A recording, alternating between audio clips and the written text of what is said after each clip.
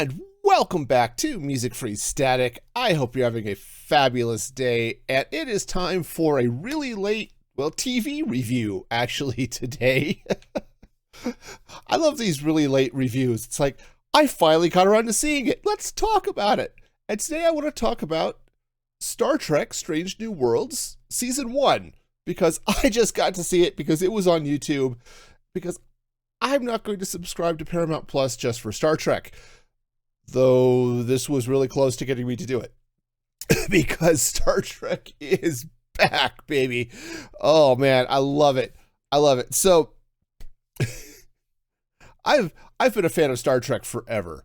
I watched the original series through reruns. I'm not quite that old. Loved Next Gen, loved DS9. Voyager was fun. Enterprise was fun. Though I don't think I've ever actually seen all of Enterprise. I've got it on disc. I just don't know that I've actually sat down and watched all of the episodes. But they're fun. And I love that Star Trek has, as a series, it was a show that explored fun sci-fi ideas. It showed that humanity could be better than what it is. Imperfect, of course, but we can improve. We can get better over what we are. The latest iterations of Star Trek have not done that. So you're starting with the movie reboots with was it Chris Pine as Kirk? Those were fun action movies. I never did see the third one. They were fine action movies. They were not good Star Trek. It missed all of the science, all of the sort of philosophical stuff that made Star Trek fun. Because ultimately Star Trek was a science fiction show. Unlike Star Wars, which is more of a space fantasy, your space opera a lot, but it's not science fiction. I mean, fiction, yes, but there's no real focus on the science aspect. The speculative fiction isn't there. Star Trek was all about that. When I heard about Discovery, I was sort of excited. Okay, here's another show that could bring Star Trek back, because I've missed Trek. But I started hearing the reviews. It's like, oh yeah, we're just gonna go dark. We're dropping F-bombs. It's like, yeah, this doesn't sound good to me. And again, I don't subscribe to Paramount Plus, so I haven't seen Discovery. Picard, I saw the first season, had it on DVD, and man, that show sucked. I could dive in deeper into Picard, I'm sure, if I really felt the need, but my problem with Picard is it saw the future as hopeless. That humanity can't grow and is just going to revert to its base barbarism. All right. It was a hopeless show. And that's not what Star Trek was about. That's not the feel of Star Trek, right? It's like saying that in Star Wars that, yeah, the Jedi were wrong, the Sith were right the whole time. That's really what it feels like in Picard. Strange New Worlds, on the other hand, is fun. It's hopeful. Again, humanity is not perfect, but it's a crew that is excited to explore. The episodes lean into the science fiction aspect of things. Now, there is still a little bit of a modern twist. Obviously, it's not the 60s morality that was in the original series, or even what we saw in the 90s with Next Gen. But it really felt like all of those series, from the original series to Next Gen to DS9 to Voyager, it had that same overall feel, which is wonderful. I love it. And a lot of it, comes down, of course, you've got a good crew. No show succeeds if you don't like their characters, right? No show, no movie. If you don't like the characters, it's really hard to get into the movie or the TV show, at least for me. Okay, maybe you're all about characters you hate, but don't have to worry about that with Strange New Worlds. Captain Pike is fun. He's sort of a different captain than what we've seen in most of the other series. He's fun, right? Yeah, but he's a little looser than what you might see from, well, definitely from Kirk, definitely from Picard, and he's got an interesting twist in that he's trying to overcome trauma, right? So he got a flash of what his life is going to be like in 10 years. And basically he got a view of himself in the blinky chair, right? And for those of you who have either not seen it or have only seen the original Star Trek episodes, The Cage or The Menagerie, this actually, that doesn't even show up in The Cage. It's just The Menagerie. You see Pike restricted to this blinky chair, which basically he has no control, and the chair only gives him the ability to answer yes or no. Okay, not a good look for Pike.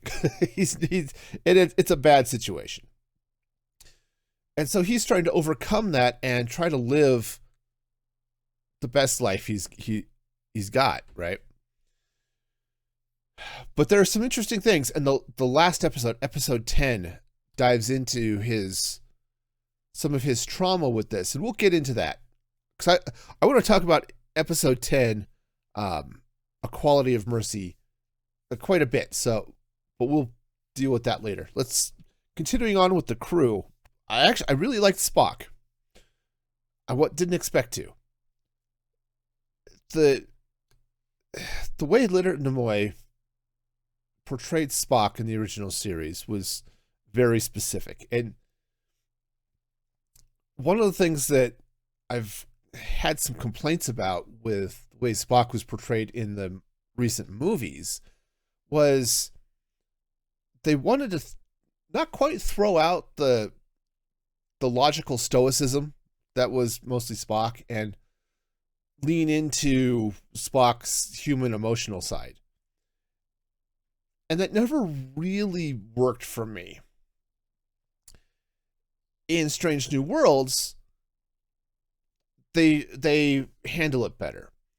And now they've all wanted to play with, Spock's wrestling with emotions and emotions are a thing and all this stuff.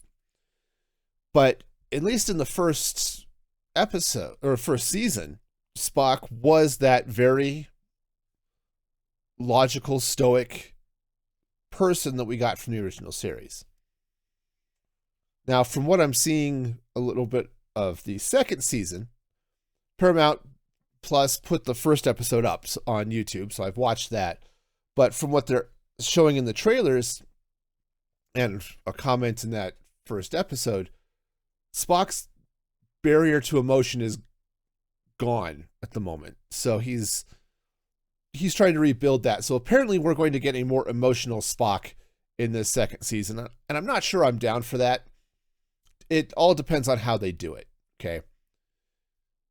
Now, one of the catalysts for that, I mean, I think he talked about in season 2, he had to get angry to fight the Gorn in season 1. And that's what ripped down his barriers. Okay. Well, in season 2, he's dealing with that. But what's going to also be pushing him apparently is Nurse Christine Chapel. Now, Chapel's another one of those characters that was in the original series, and they brought her in, and she's still nurse on the Enterprise. She's a good character. I'm glad they gave her something to do. More often than not, Chapel was the prop holder for Dr. McCoy, right? And she showed up a couple of other times. She was played by Majel Barrett, who voiced the computer in Next Gen, married Gene Roddenberry, right? All that fun stuff. Played Loxana Troy in Next Gen. Yeah. But she didn't have a lot to do in the original series. I think the most you really see her do something is in, it was in the episode Amok Time. Spock is going through Pon farr. She's trying to cheer him up because he's been surly and locked in his quarters, basically. And what they're doing is they're taking that sort of story and basically having Chapel falling for Spock. Okay. And I think what they're going to try to do is run that ship. Okay. Now, I'm not entirely buying it at this point. But I haven't seen season 2, so I don't know how much of a thing it is. My concern about it is Spock is still trying to do the logical thing. The dude is married, right? Or at least engaged to Pring. And fairly certain that whole marriage thing is actually happening. And infidelity is not logical. So I'm not sure where this is going. Okay. There are a couple of other characters I really liked. La'an, Noonien-Singh. One, I like that they explicitly called out that, yeah, she was a descendant from Khan Noonien-Singh, who apparently did have kids before he launched himself into space with the rest of his followers, following the eugenics wars. And I like that they're able to portray her as being a tough person without the failings that often happen when you have a tough woman. Is she doesn't fall into that witchiness that so often happens, right? She's not a jerk. Okay. She's firm. You know, she can be stubborn and set in her beliefs that this is right and I will do it because it's right. But she's not a jerk, which, one, I like it when characters aren't jerks. Okay. Now you can have fun with a character who is, and we'll talk about one here in a little bit, but she wasn't. And I really, really liked that. I liked that they had a character, I like that a female character who could be that strong security chief that they've always wanted, and still be a likable human, right? She can be tough. She can put the hammer down on anybody. And, you know, she's gone through trauma with her experience with the Gorn. She's not a jerk, and I like that. Speaking of people who are jerks that can be kind of fun, their chief engineer, Hemmer, who is physically blind, but has all of these sort of extra senses and precognition and stuff that allows him to actually do the job he needs to do. He was a jerk. Okay. Hemmer was 100%, but I would have loved to have seen more of him. Right? He was, and maybe jerk is the wrong word to describe Hemmer. He was definitely grumpy. And you see in the episode, I forgot which one it was, Uhura as a cadet and is cycling around the different departments. Sort of the, hey, get to know everything to be sure you're actually in a place you like. Well, she's doing her cycle with engineering, and Hemmer's got her doing a bunch of stuff. And it's the very stereotypical plot, at least that side of it, of disaster strikes, the mentor is out of commission, and the mentee has to step up and do the work. Guided perhaps by the mentor, but she has to do the work. And obviously does a great job and all that stuff. But the one that really was fun is there was an episode where the doctor's kid, who he's been basically had her locked in a transporter cycle because of an incurable disease, and he beams her out periodically to check on her, do tests, that type of thing, and then puts her back. Okay, wonderful. But she is dying, and dying quickly. Well, they end up in a place where some super power intelligent life formy dealy bob picks up on her, and her love of this one particular fantasy story. And most of the crew gets sucked in being characters in the story. The two that aren't are her father, who ends up playing the king and the main character in the book, and the engineer Hammer, who is a wizard, but he's just as clueless as everybody else. Like, why is everybody in costume and thinking they're knights and stuff, right? And that was really fun. Hammer's leaning into the wizard role with the magic of science. It was hilarious. I loved it. I would have loved to have seen more Hammer. And it's not going to happen. Okay, which said, it saddens me because I would have liked to have seen more. He was a character that you could have really... There was some meat to that character that we just did not get to. Okay, the other characters were fine. Una existed. She wasn't a bad character, but I never really felt we got the depth for her yet. And part of that, I think, is coming here in season 2. And it's not that I felt like she was like a cardboard cutout or something. It just... She was your basic Starfleet. I am here. I am in command, or second in command. She's number 1, right? The first officer. What defined her is her normalness, I guess, if you want to look at it that way, right? Yes, she has an illegal backstory, which is apparently a big deal in season 2. But beyond that, she is just the solid rock, okay? And that's fine, but rocks aren't particularly interesting. One of the characters who... his existence on the ship bugs me a little bit, and that is Sam Kirk. George Samuel Kirk is the older brother of James Tiberius. All right. And while James T. Kirk went on to be one of the most famous captains in Starfleet, in the original series, Sam Kirk was a research biologist.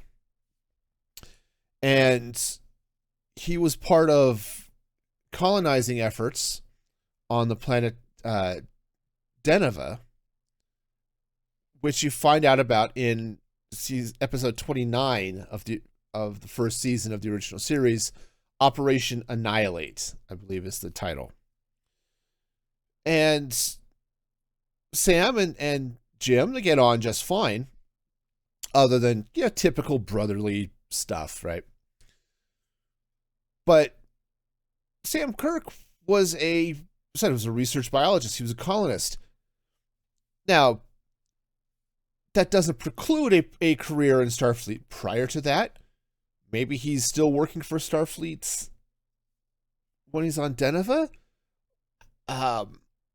We don't know. This, as far as we know, seems to predate his marriage, which Operation Annihilate starts with Kirk. Basically, there's a distress call. Uhura is trying to raise the colony on official channels. He's not giving them, or that she's not getting anything. Kirk gives Uhura basically gives her the private phone number for Kirk's family, Sam Kirk's family, and to get a hold of his wife, sort of, and then the transmission's cut off. Again, that happens at least 10 years later, so it's certainly possible here that Sam Kirk this was his career before he ends up on Deneva. Said we don't know if he's married or not at this point, but it just felt weird for him to be on Enterprise, because I never really got the feeling that, at least according to the original canon, he was ever in Starfleet. Now, to be fair, I haven't watched that episode of the original series all the way through. I just watched a little bit just to refresh my memory of, like, wait a minute, I remember Sam Kirk. This was where he was at, right? So, you know, I'll fully accept that I could be wrong here, but it just felt a little bit odd. All right, so let's talk a little bit about some of the episodes, and I'm not going to dig into all of them, but there are a couple that I'd really like to touch on. First one I'd like to talk about is episode 2. Now, this one features Uhura. Right? Uhura is a cadet, obviously skilled in linguistics, knows 30-something odd languages. Not entirely sure she actually wants to be in Starfleet, but she's still digging into it. The basic plot is this comet is flying through space and is going to hit a planet and kill all life on that planet. Obviously, the Enterprise would like to avoid that situation, even though the species living on that planet knows it's basically Stone Age-ish, right? Definitely pre-warp. They were not an advanced civilization, to say the least. So they get there. Turns out this comet is actually something else. There's a ship that's escorting it that's been cloaked that does not appreciate Enterprise interfering it with this thing in any way. But one of the things I really liked about it is, one, it allowed Uhura to shine with her linguistics. But more than linguistics, I liked how it used music as the communication tool. And Uhura was always a musician. You see her a few times in the original series, singing and stuff. She and Spock occasionally pair up with her singing and Spock playing the Vulcan harp. Okay. So fun stuff. And I really liked how they were able to lean into music that way. It's like, yes, music is how we communicate with this thing. So it was very cool. And the way they made that whole situation work I thought was fun. And most of the episodes have that same quality of, this is Star Trek. Here's a basic sci-fi premise, and let's watch the crew deal with it. Now, there are a few episodes that are less focused on that. The Gorn are the big bad of the series, right? The original series, it was the Klingons. In DS9, it was the Cardassians and the Dominion. In Voyager, it was a whole series of people. It was the Borg and a bunch of others. Next Gen, it didn't really have one big bad for the entire series, but you'd have a season that it was the Romulans, or a season that it was the Cardassians, or, different things. But for Strange New Worlds, it's the Gorn. Now, the one good thing I can say about the Gorn is they don't look like a miniature Godzilla. So, as much as I like that one episode of the original series, boy, that costume looks like it was from a 60s sci-fi show. It was not fabulous. So, I kind of like what they're building up with the Gorn. Now, there's a non-canon board game that was out for years. It was Starfleet Battles. And Starfleet Battles was a strategy game based around starship combat. And it was a very pencil and paper heavy game. It was fun, but a little tedious given the way it worked. But in that game, which again, it was not entirely canon, but like a lot of things, Star Trek was canon adjacent, I suppose. The Gorn are part of the Federation, or at least Federation allies. So it kind of bugs me going back against all that history. It's like, oh yeah, oh no, the Gorn, they suck, man. And in the original series, when Kirk fights the Gorn, it's like he's never seen them before. So we're retconning that here just a little bit, but this is still sort of a different timeline, I suppose. So we'll see. But still, it's fun. I liked those episodes. So, we'll see. We'll see. And eventually I'll get to see this next season, and I'm looking forward to that. But the last episode I want to talk about in the what little time we've got left, I don't want this episode to go on too long. But the last episode was episode 10, A Quality of Mercy, which was the season finale for A Strange New Worlds. One of the ongoing storylines is, of course, Pike dealing with the fact that he knows he's going to die or end up with a fate worse than death, trying to save these 5 cadets or 5 officers. And the show opens with him writing a letter to this kid to tell him, hey, maybe don't be there. Here's what's going to happen. And somehow, again, this is very Star Trekian hand-waving, Admiral Pike comes back from the future to tell Captain Pike not to do this. And you get a very It's a Wonderful Life type story of, here's what would happen, right? Here's what happens if you screw with the timeline, or if you use your knowledge of the future and screw this stuff up. And they fast forward 10 years. Pike has avoided that accident, and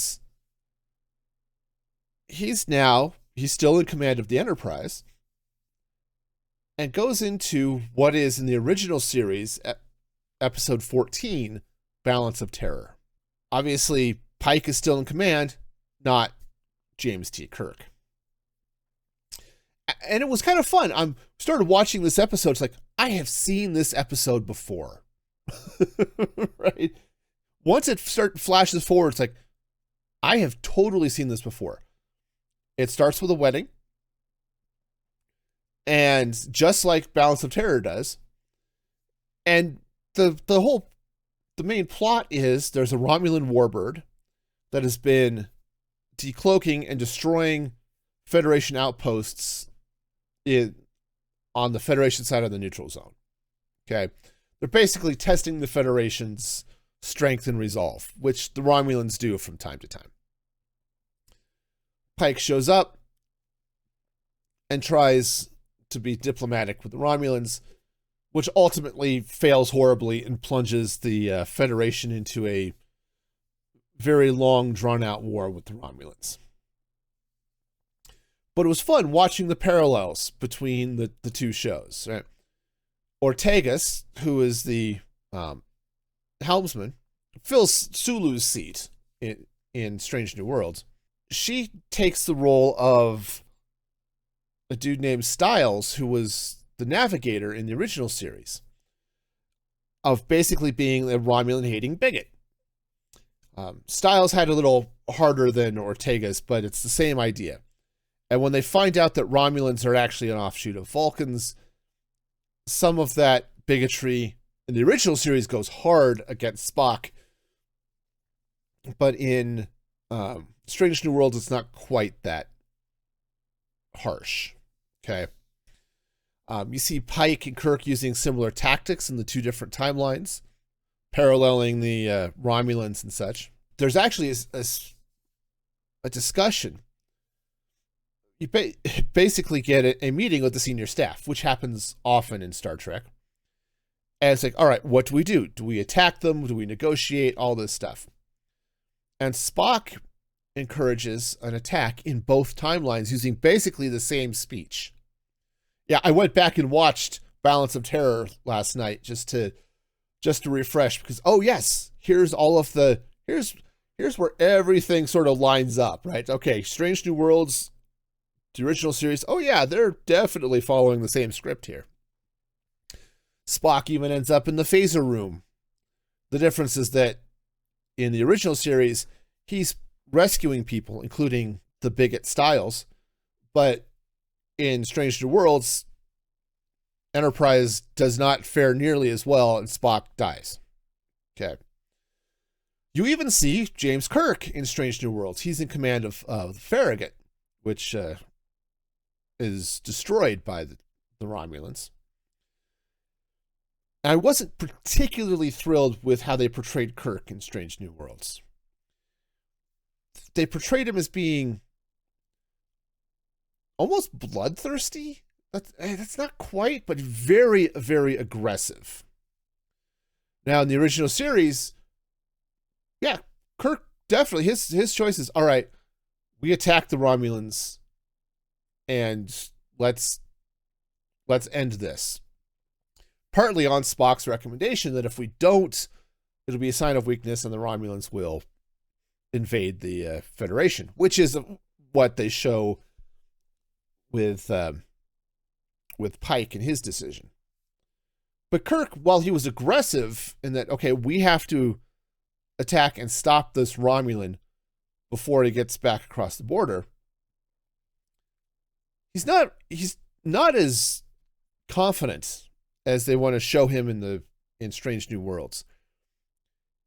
Because you see him constantly, or frequently anyway, questioning his choice to attack this ship rather than try diplomacy or something else.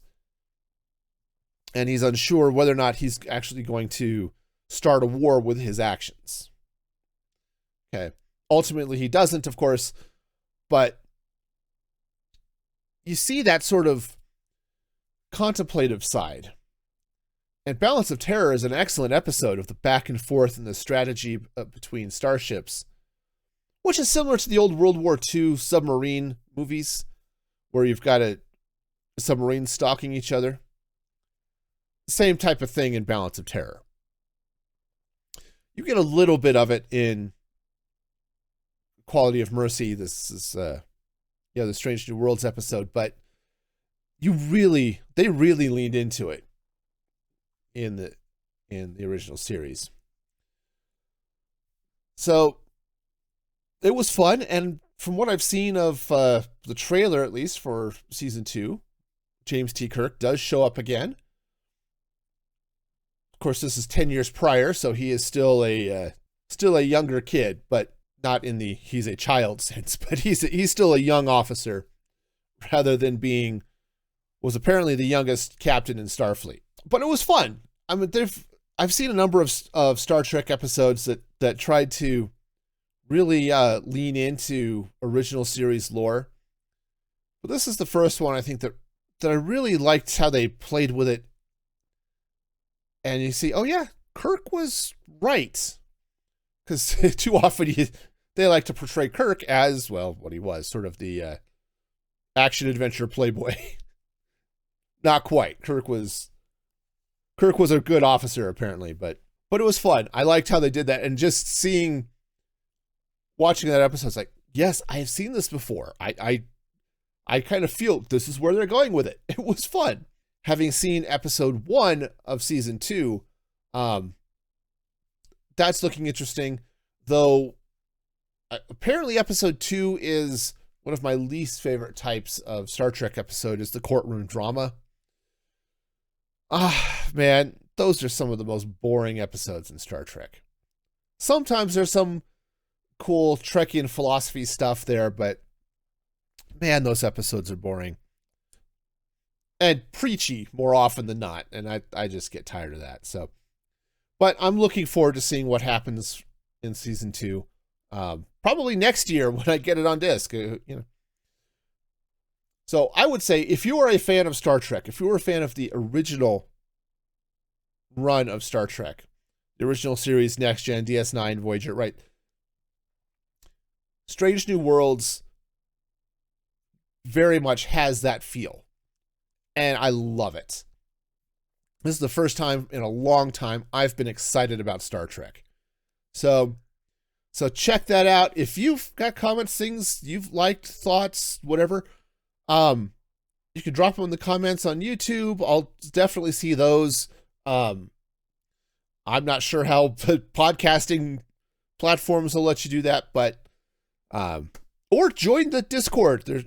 I'll try to drop a link in the description and we can talk, because I like Star Trek and it's fun, and Strange New Worlds has been great. So until next time, live long and prosper. And this is Music Free Static signing off.